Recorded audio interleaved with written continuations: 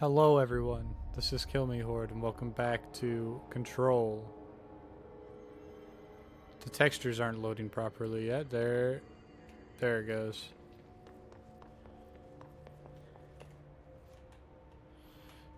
Is she in here? The lady? No, but there is a collectible. Examination of paranatural topics. Control points. Control points are locations that the Bureau has identified as being vital junctions of the oldest house. When the appropriate harmonization devices are arranged around the control point in the arrangement, the surrounding area will not experience any unforeseen building shifts. These control points are discovered by detection of an unobstructed ping within a 37-foot radius. Numerous researchers have attempted to define control points, calling them nerve junctures, or vulnerable spots of the oldest house. The common factor in these theories is that the control points are susceptible to external influence, which allows us to stabilize the oldest house and work more confidently inside it. Theoretically, this technology could be extrapolated to stabilize the oldest house as a whole, but testing has found that certain parts of the building refuse to be.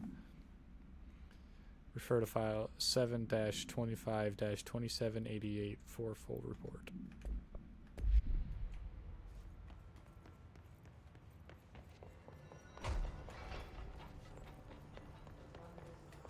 Okay, I know polarity. I know the thing's trying to tell me to go to places. So, don't hesitate to ask me anything you want to know. There are no stupid questions. But like, I feel like I haven't. The comms department is just outside the boardroom back in the lobby. I haven't exhausted any The dialogue hotline options should be with in her. the communications department. Yeah, see, I haven't like done any of this. Where did the hiss come from? I'm not sure. You said the hiss was here when you entered. Did you see anything like that outside before you came in? No. No, just inside. The source is internal then. See, the oldest house is a sprawling complex with openings to other places as well. I don't even know where to start looking. But in the context, it's good news. The lockdown holds. The hiss escaping the building would be the end. Pretty shitty world out there if you ask me, but I wouldn't want the hiss to destroy it. With you on that, Emily. You mentioned the oldest house. What is it?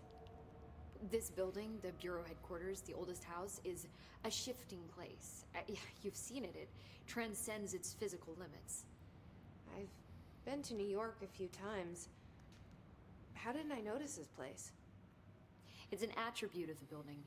This is a place of power. The oldest house doesn't like attention, so unless you're purposely trying to find it, you don't, which is perfect for us. The work we do here is essential, but unstable. The Bureau prefers not to be noticed. And we need strong walls to make sure nothing gets out. So without you, I never would have found the front door. Okay. This Trench guy. I keep hearing him in my head. Is he a ghost? Haunting me? I doubt we're talking about a ghost in the traditional sense, but an echo maybe. See, if he was killed by the service weapon, your gun, maybe it's his final thoughts recorded by the bullet in his brain, like a deep space probe sending back data. But that's just a hypothesis on my part. I've begun to research it. But you better hold on to that given the circumstances. I think I will. Yeah. Can you tell me what an object of power is exactly? This is all, well, new to me. Don't worry, I love going over the basics. So objects of power are mundane objects that house paranatural energies and have developed a link to the astral plane and can thus be controlled, which is what differentiates them from altered items, which are still housings of paranatural forces, but are more volatile and cannot be bound in the peri-utilitarian sense. Got it? Did she memorize this? No, I didn't get that at Got all. Like Thanks. you said words. So HRA stop you from becoming hiss. Well, it seems that way. I mean, I hadn't even heard of an HRA until a few weeks ago when Dr. Darling started handing them out. Well, I began analyzing mine as soon as I got it. I mean, each one seems to emit a powerful short-range frequency way beyond anything I've ever seen. Doesn't the timing seem suspicious? I thought that too. Dr. Darling usually likes to unveil his latest breakthrough in big presentations. With these, he just passed them out. Yeah, his behavior makes me wonder what exactly he knew.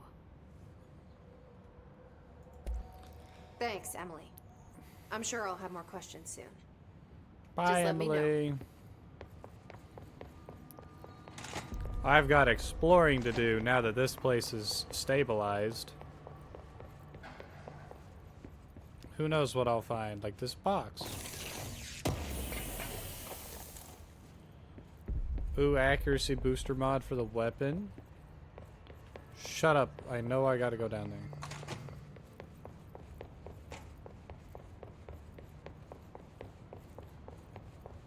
I'm checking out things first, just in case.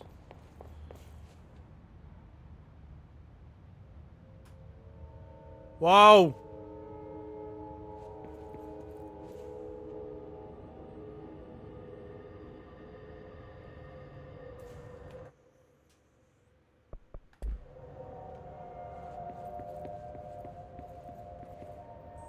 I have never been overtaken by the black fog before.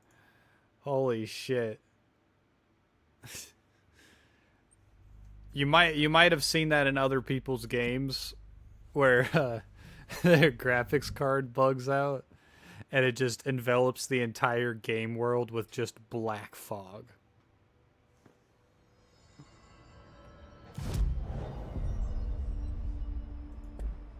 Wow, this is a problem. I'll be back. Okay.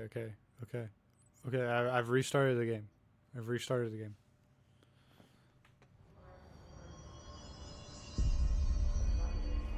Okay. That fixed it.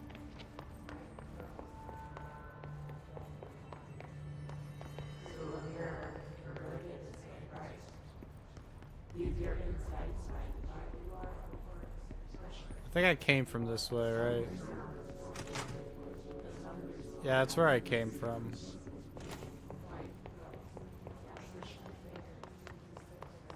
That stuff's already been looked at.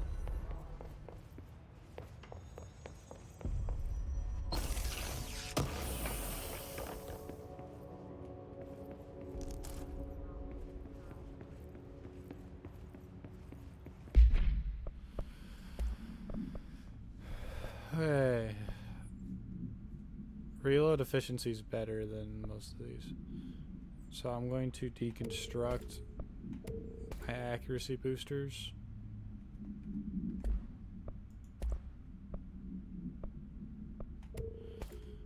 I'll keep energy recovery there, but I was scrapping the other stuff. Ooh, green terminal.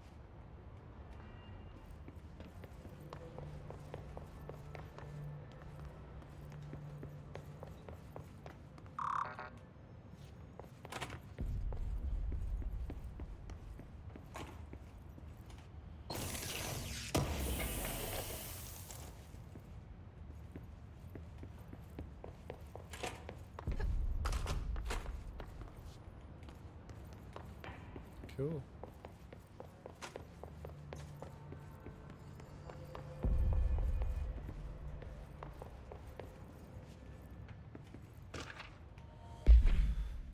Technological limitations of the oldest house. It imposes certain limitations on our bureau, but by far the most restrictive is the inability to use certain technological instruments. It's not allowed devices that receive or emit any signal. Radio waves are the only transmittable signals in the oldest house, and even those are often unreliable. If the power of collective unconscious is taken into account, it could be that certain pieces of technology are too new in the cultural for the oldest house to them. Similarly, these items have not been known to become receptacles for altered status. Technology may be moving at too fast a pace for the to occur. Modern technology tends to disappear and break here, sometimes quite violently.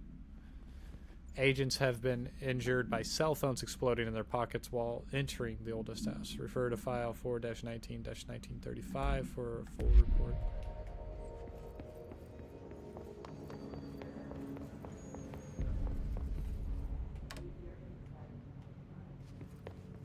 Gotta stick to the old here, everybody.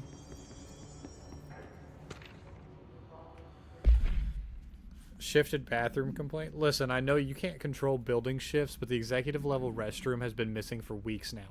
I worked my ass off in the Islamabad station for 3 years. I've earned the right to a nice workplace shitter. If you can't bring it back, at least find out where it went. Hey, you know what? That's an understandable complaint. I would be upset too if the shitter that I normally shit on just disappeared and went somewhere else.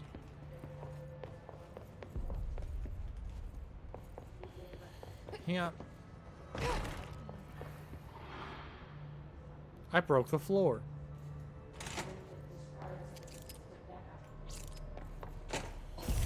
Now we're actually doing things and getting places. There it is again. Our welcome message.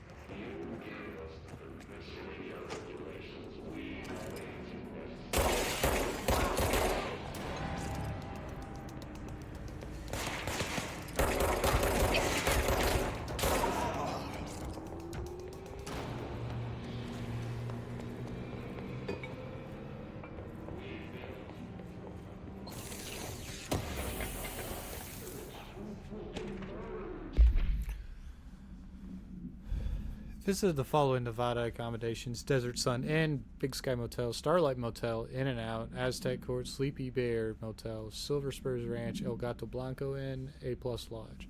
Accommodation costs and the expenditures $831.29.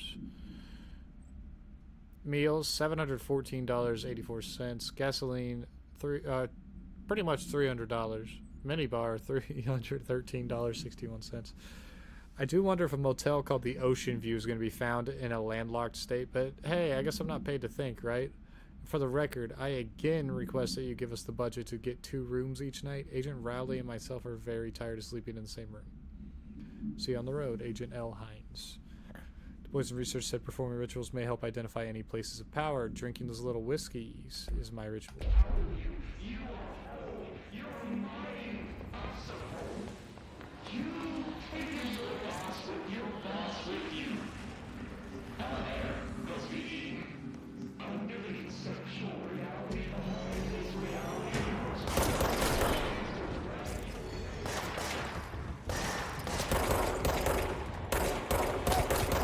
Fucking land my shots, Jesus.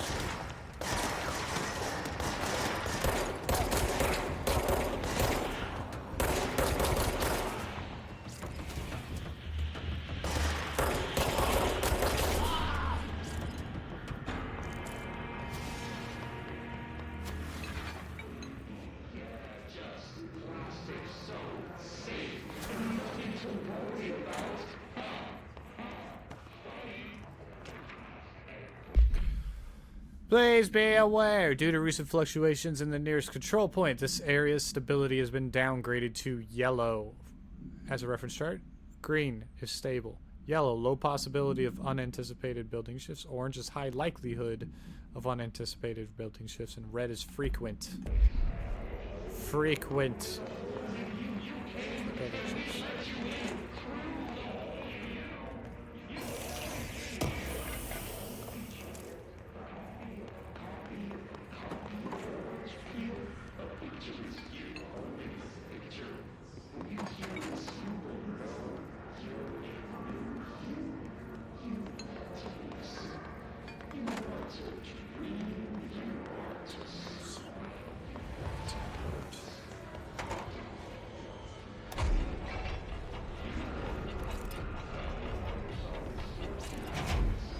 Oh! The hell's going on in there? I'm not going in there. Oh, that's not supposed to be that. Here's a summary of the Havana Alter World event. So this is the 48th the 48th AWE that they documented. An auditory event occurring at the United States Embassy in Havana, injuring the majority of diplomatic staff stationed there. Deaths were reported and the outgoing information has been managed. Bureau agents arrived at the embassy on the same day as the event was reported through federal channels, but we were too late to witness the AWE, which is reported to have been... Staff experienced sudden, intense vibrations and noise accompanied by an intense pressure in the ears. This lasted for minutes. No visual phenomena was witnessed. The scene was cordoned off and the embassy staff were transported to the continental U.S. After Formula I.9 was recited in the vicinity, a single cowboy boot began to vibrate, identifying it as an altered item. The item was contained and brought to the Bureau for examination. See case file AI-85 for details. 2017. You remember that event? Back in 2017.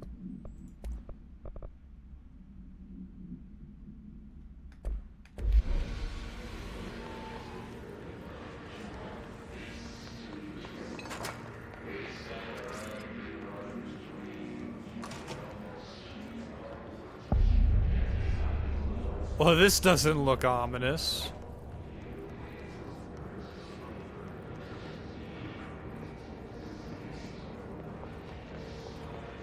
If only I could see a little better.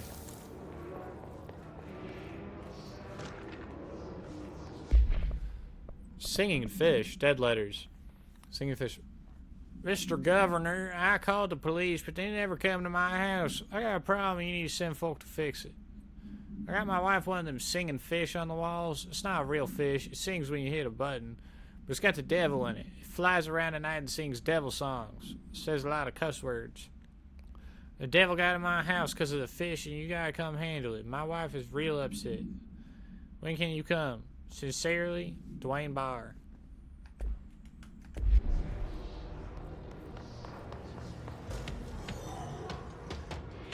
That's not good. Oh, fucking... You have a barrier? Bullshit.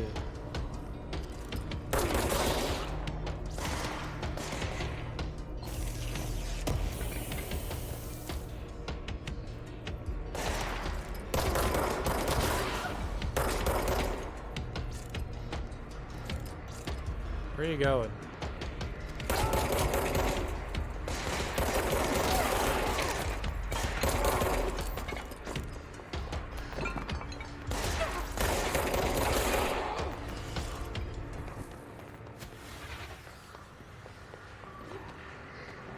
Alright, I ought to find that control point and stabilize it.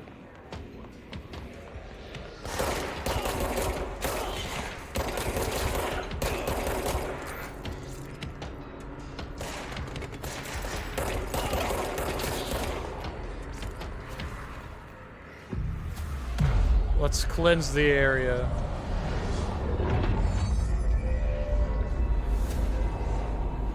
And push the hiss out.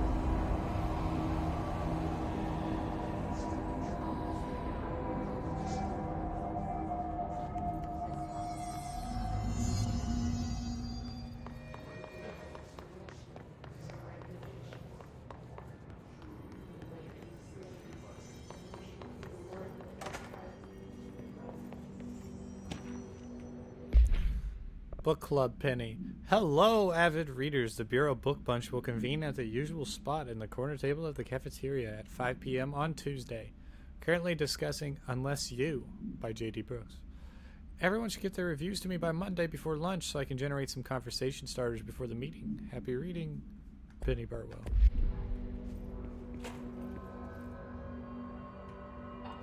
Stepping to the FBC, there's lots to do, there's lots to read, but don't dash and don't scream much. Let's join the class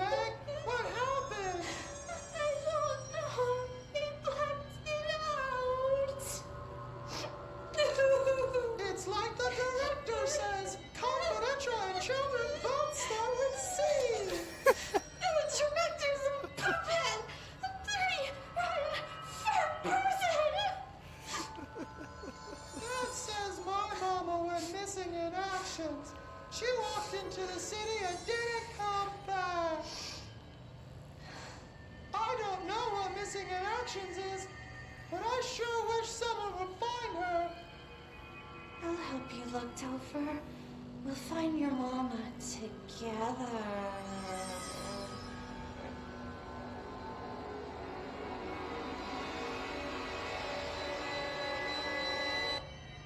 What the fuck?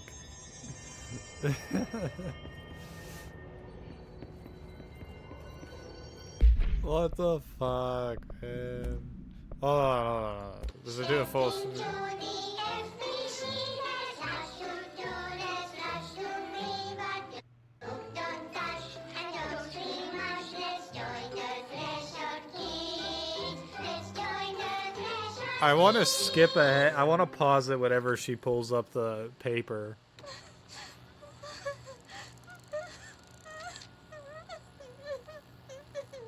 So I can like try to read it. What's wrong? Jesus, Topher. My mom's dead. I'm so sorry, Meg. What happened? I don't know. They blacked it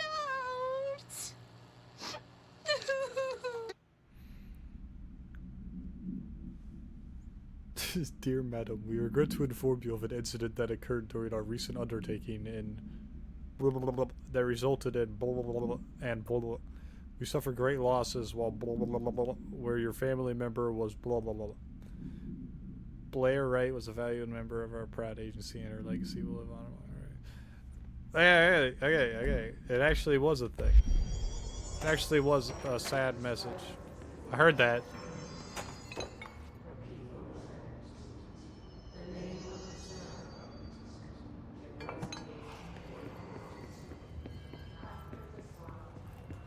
There's an item here. Trench Dead Letter Approval. Greetings, Director Trench. I'd like to thank you for approving my request for the Dead Letters Archive. Cataloging the Bureau's collection of delinquent mail will provide an extremely handy database for that research teams can use to search for any connections or related topics found among the letters. Aside from the more functional purposes, the archive will allow us to preserve these windows into authentic human encounters with the paranatural world. The letters came to us from various places and times, gathered by the Postal Service as undeliverable. The Bureau is the perfect home for them. I realize not all letters contain accounts of genuine paranatural events, but even the erroneous ones allow us insight into how the unknown is perceived by real people. Of course, I will first compile a system to allow us to analyze the letters for any information or suspected connections to AWEs and other altered materials. So thank you again. Can't wait to delve into my dead letters. P. Bartwell.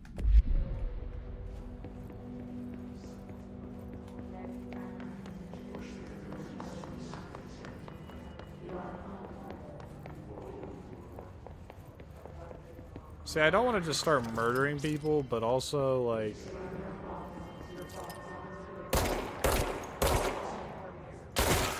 You're annoying.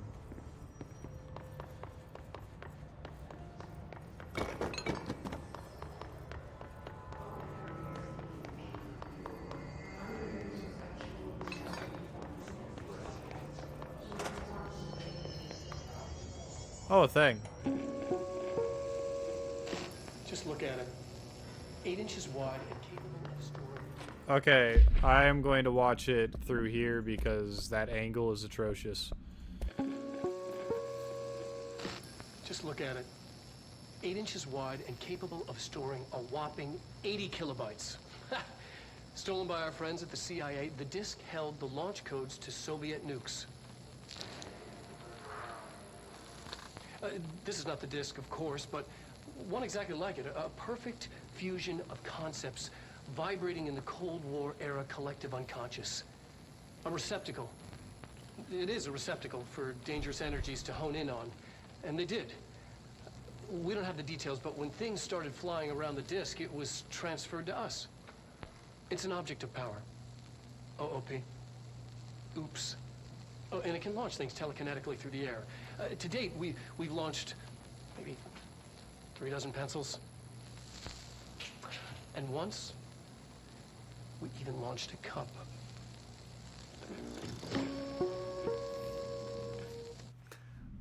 That's great, Casper. Dr. Darling. That's great. Communications. We're on the right track.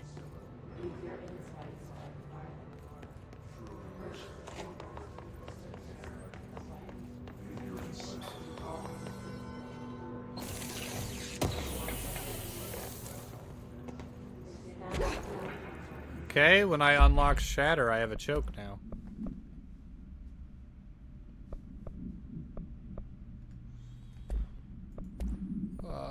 Health boost. Bathroom. Fuck the toilet paper. I was knocking the toilet paper off.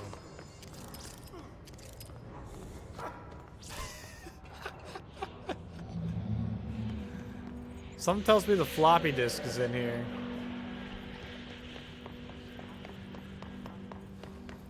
Let's check out the shelter first.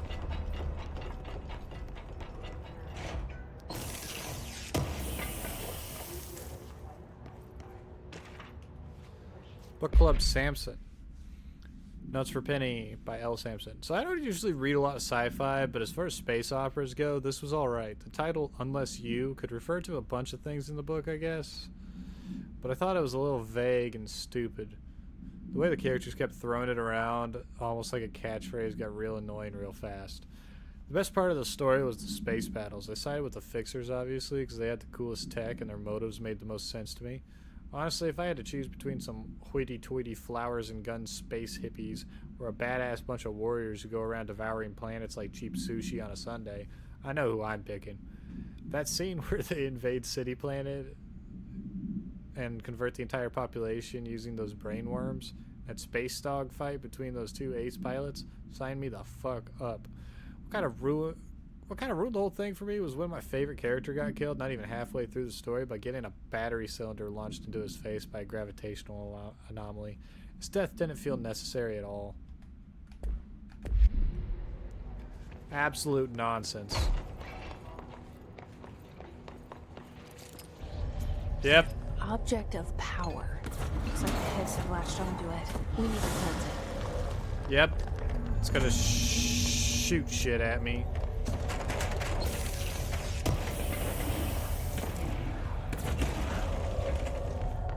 I gotta be careful so it doesn't hit me. Gotta run while it's reloading.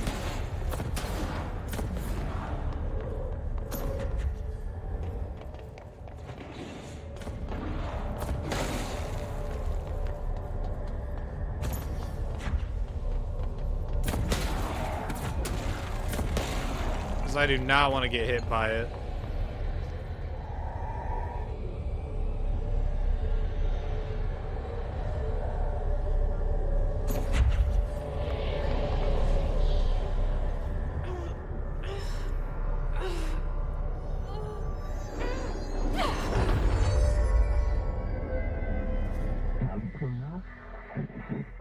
The floppy disk can be bound to gain telekinesis. Teach us to believe, It's director. harder to hear you when I'm here. It's like the channel's been changed. The board's in charge here. They're pyramids in the Bureau seal. Are they really the ones pulling the strings? I'm not their director. I'm no one's director.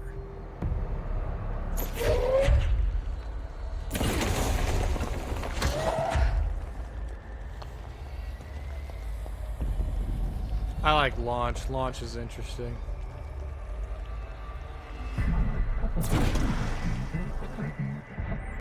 Align the thingamajig into the hole.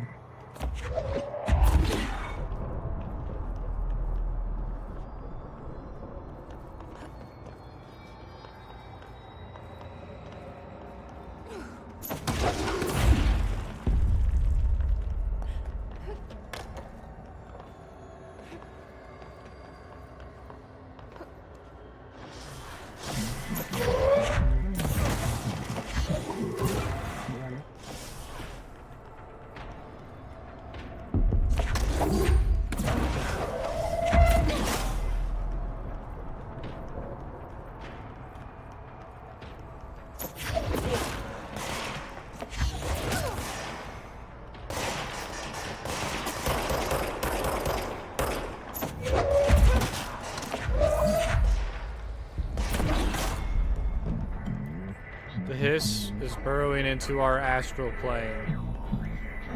You must stop them, Director. The floppy disk is now bound. The hiss is seeking our astral plane. There you are. You were gone. Cut off. Floppy disk, OP5-KE, must be contained in a cell with no other loose material. The object is an 8-inch diskette containing Soviet-era nuclear launch codes. When bound, the object allows parautilitarians to telekinetically lift material and throw it a short distance. See the presentation for more details. How about no? The object is currently bound to for research purposes. Stolen from a Soviet military base located in by agents and with the CIA, the diskette contained launch codes to nuclear missiles believed to be reserved for use against. After being returned to America, the diskette began throwing computational hardware at members of the decoding team. An informant in the CIA tipped the Bureau off, and it was requisitioned by agents the next day. I got it. Just like you wanted, right? This will help me fight them.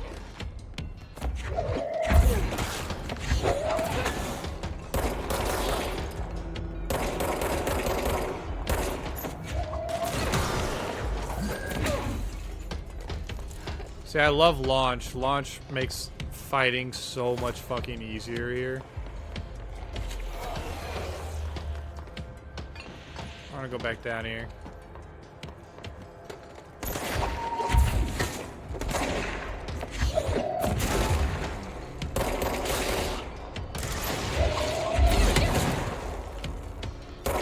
Fucking missile launcher? What? Hiss Ranger. Rangers of the Bureau's well-trained and well-armed expeditionary forces. Their Hiss corrupted counterparts are equally formidable. Prior to corruption, Rangers were trained to use a variety of weapons in order to face any threat found during AWE response or threshold exploration, including submachine guns, assault rifles, and automatic shotguns. They utilize these weapons, as well as the advanced tactics taught by the Bureau instructors. Some are additionally outfitted with Bureau-made body armor. They have no observed paranatural abilities beyond some being protected by a shielding of dense Hiss resonance capable of stopping bullets. Considering the advanced training the Hiss Rangers are capable of applying to their situation, is it feasible to consider the human mind still remains intact to some degree? Or is the Hiss able to tap into this combat training and utilize it? Further observation is required.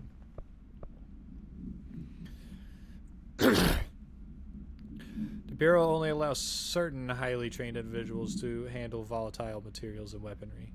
Our demolition experts are instructed in the use of explosives in dimensions with distinct physical laws, making them important assets for engineering work as well as combat situations.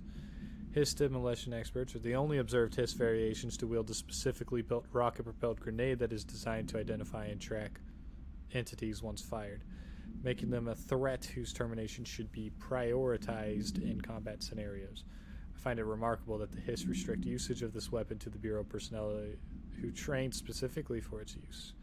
What does this tell us about its behavior? Can it not pass along new information to corrupted entities? Still too many unknowns.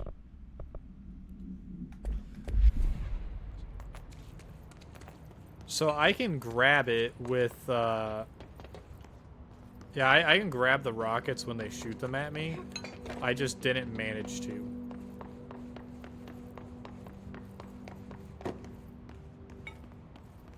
Emily said that the hotline can be reached through the mailroom.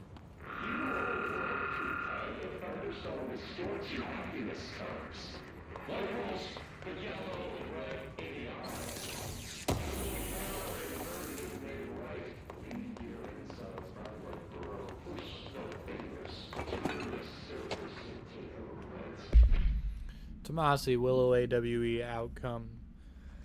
National news sites have begun publishing the story of the polar bear attack on the Alaskan town. You know, y'all know I don't like to boast, but claiming that the family was killed by migrating polar bears desperate for food because their ecosystem is being ruined by global warming was a stroke of genius. Using current ecological concerns makes the public much less likely to. So another AWE behind us, and the public is none the wiser. Well done, everyone. It was a strong campaign and perfectly executed. This doesn't mean we can stop monitoring there for any off-message opinions, but it's looking like we're in the clear. Tomasi out.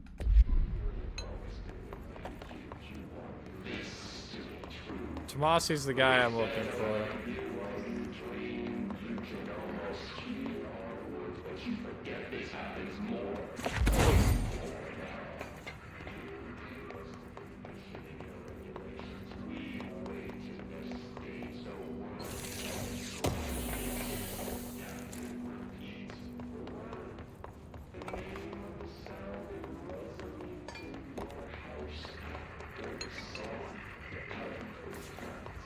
Repeat the word, repeat the word, repeat the word. The mail.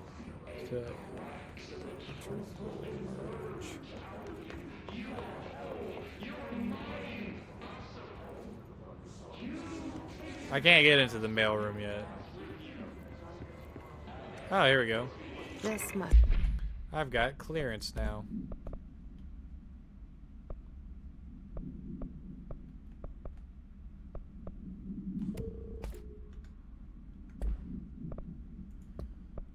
To open the door.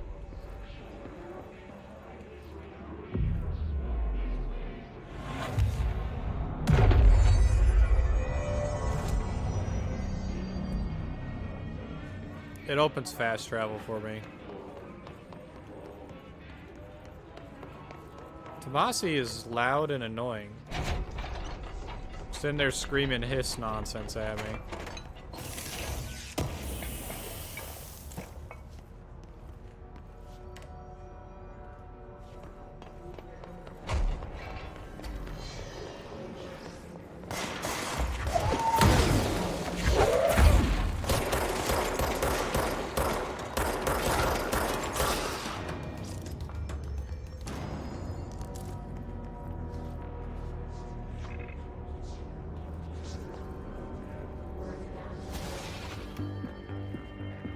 You're listening to America Overnight, mystifying the airwaves for more than 29... Alright, I'm gonna do this in a more safe way.